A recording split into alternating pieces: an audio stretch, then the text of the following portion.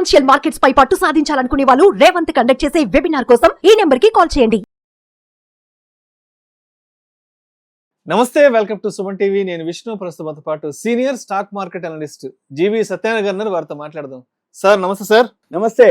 సత్యనారాయణ గారు, ఏంటి అసలు బంగారం ధరలు ఊహించని విధంగా తగ్గుతున్నాయి? మొన్నటి దీపావళి వరకు కూడా బంగారం అయితే ఆల్ టైమ్ హై. అసలు చెప్పాలంటే 80,000 81,000కి వెళ్ళిపోతుంది అనుకున్నాము. అసలు ఇంకా తర్వాత దీపావళి తర్వాత ఇంకా అసలు గోల్డ్ కొనగలమా? సామాన్య మధ్య తరగతి వాళ్ళ పరిస్థితి ఏంటంటూ కూడా మనం ఇక్కడ కూర్చొని మాట్లాడుకుందాం.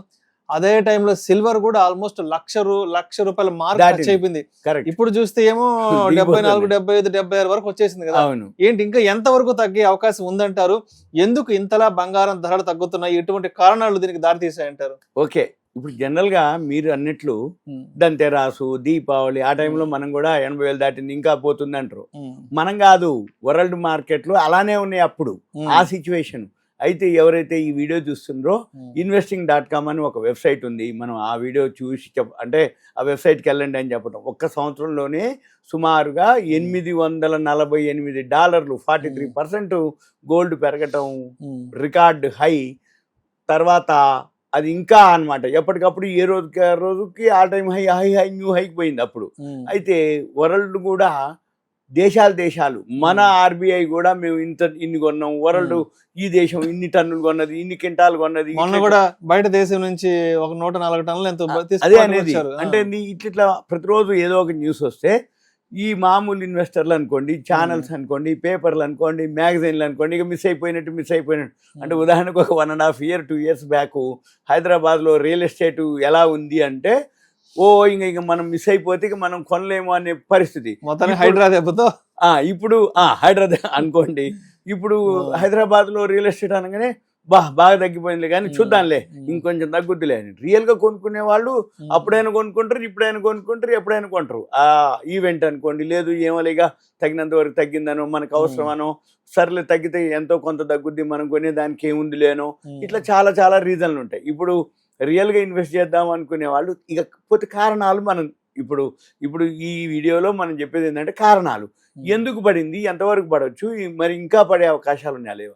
మొన్నటి వరకు ఏంటిది, మ్యారేజెస్ అని, ఏవైతే ఫెస్టివల్స్ అని, వరల్డ్ మార్కెట్లు అని, ఎలక్షన్స్ అని, ఇంకోటి ఇరాన్-ఇజ్రాయెల్ వార్ అని, ఈ ఎఫ్ఐఐలు కంటిన్యూగా మార్కెట్లో షేర్లు అమ్మేస్తున్నారని, వీటన్నిటితోటి గోల్డ్ మార్కెట్ కు బాగా నెగటివ్ న్యూస్ ఒక్కసారిగా చుట్టుముట్టే గోల్డ్ కి డిమాండ్ రావడం జరిగింది. ఇక మరి ఇప్పుడు ఎందుకు గోల్డ్ పడుతుంది? ఎప్పుడైతే మీకు ఒకటే లాజిక్ అన్నమాట, ఎప్పుడైతే ఎలక్షన్స్ అమెరికాలో అయిపోయిన తర్వాత ట్రంప్ గెలవటం, ఈ ట్రంప్ గెలిచిన తర్వాత ఎప్పుడైతే ట్రంప్ గెలిచిన తర్వాత అమెరికా మార్కెట్లు, షేర్ మార్కెట్లు, బిట్ కాయిన్ కానీ, ఎలన్ మస్క్ షేర్లు కానీ, ట్రంప్ షేర్లు కానీ బాగా పెరగటం జరిగింది, ఆల్ టైమ్ హైకి వెళ్ళటం జరిగింది. ఏది బిట్ కాయిన్ అవన్నీ.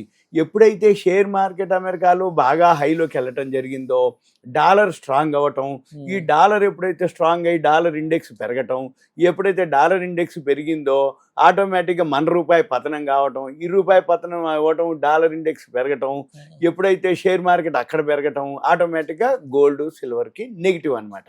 మన పని ఏంటిది, ఎప్పుడైతే షేర్ మార్కెట్లో అనిశ్చిత పరిస్థితులు ఏర్పడ్డప్పుడు జియో పొలిటికల్ అంటే ఇరాన్-ఇజ్రాయెల్ వార్ కానీ, ఇటువంటి ఏదన్నా బోర్డర్ వార్లు కానీ, ఆ లోపల ఏదైనా యుద్ధ వాతావరణం పరిస్థితి వచ్చినప్పుడే గోల్డ్ సిల్వర్లు పెరుగుతాయి తప్ప ఇన్నేళ్ల చరిత్రలో $1,950 ఉన్నట్టు, ఇన్నేళ్ళు 1950, ఈ సంవత్సరం ఒక్కసారి $2,800 పోవటం అంటే ఒక్క సంవత్సరం 43% అనమాట చరిత్ర.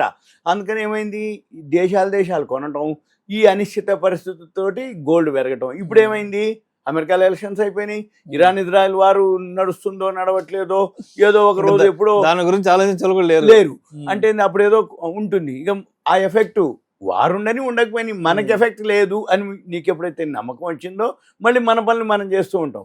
అంటే ఏమైంది, ఇప్పుడు మళ్ళీ గోల్డ్ ఫాల్ అవటం. మరి ఈ ఫాల్ ఎంతవరకు అవుతుంది, ఎక్కడి వరకు అవుతుంది అంటే మళ్ళీ మన అమెరికాలో షేర్ మార్కెట్ మీద కానీ రేపు ట్రంప్ ప్రమాణ స్వీకారం అయిపోయినాక ఆయన తీసుకునేటటువంటి డెసిషన్ని బట్టి ఈ డాలర్ని బట్టి అప్పుడు మళ్ళీ గోల్డ్ అవుతుంది. కాబట్టి ఇప్పుడు మనకి పెద్దగా ఏమీ లేదు. ఒకవేళ పెరిగినా కొంచెం కొంచెమే. ఇప్పుడు కూడా రోజు పడుతూనే ఉంది. నిన్న కూడా పడింది. ఇప్పుడు మనం అట్లా మొన్న కూడా పడింది. అంటే రోజు $10 $15 అంటే వరల్డ్ మార్కెట్ ఇది. వరల్డ్ మార్కెట్ని బేస్ చేసుకొని మనం ఏం చేయాలంటే ఎవరైతే ఇది అబ్జర్వ్ చేస్తారో ఈ వీడియో చూస్తారో investing.comకి వెళ్ళి లెఫ్ట్ సైడ్ మార్కెట్స్ అని ఉంటుంది. దాని మీద క్లిక్ చేస్తే కమోడిటీస్ అని ఉంటుంది. దాని మీద క్లిక్ చేస్తే గోల్డ్ సిల్వర్ వస్తుంది. ఆ గోల్డ్ వరల్డ్ మార్కెట్లో ఔన్స్ బంగారం ఉంటుంది అనమాట. ఏం లేదు, సింపుల్గా అది క్లిక్ చేస్తే చూపిస్తుంది. డౌన్ ఉందనుకోండి, డౌనే ఇక. అంటే వరల్డ్ మార్కెట్ డౌన్ అయినప్పుడు ఆటోమేటిక్గా మన మార్కెట్లో కూడా గోల్డ్ డౌన్ ఉంటుంది. ఇది సింపుల్గా మనం ఏంటిదంటే గోల్డ్ డౌన్ అనేది ఎప్పటి వరకు, మళ్ళీ ఇప్పుడు ఏదైతే డాలరు స్ట్రాంగ్ ఉంటుంది, మన రూపాయి పతనము, రెండోది అనిశ్చిత పరిస్థితులు లేవు షేర్ మార్కెట్కి.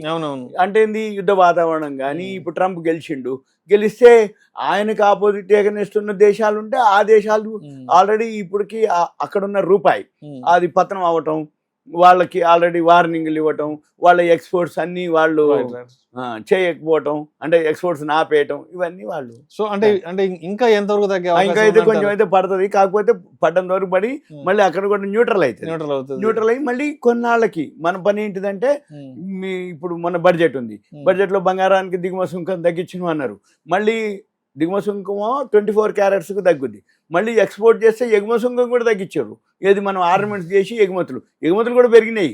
కానీ వరల్డ్ మార్కెట్లోనే బంగారం తగ్గింది. కాబట్టి ఇంకా మనం చేసేది ఏం లేదు. మనం దీన్ని చూసుకుంటూ అయితే ఇంకా కొన్నాళ్ళు అయితే ఫాలో అయ్యి కనపడుతుంది. మనం ఎంతసేపటికి ఏంటంటే టెక్నికల్గా ఫాలో అవ్వాల్సిందే. దీని వరకు investing.com చూసుకొని రోజు 10-15 అట్లా డాలర్లే డౌన్ అవుతుంది. ఇప్పుడు కూడా ఈరోజు నిన్న ఫ్రైడే రోజు కూడా ఒక $4-5 మైనస్ అయింది.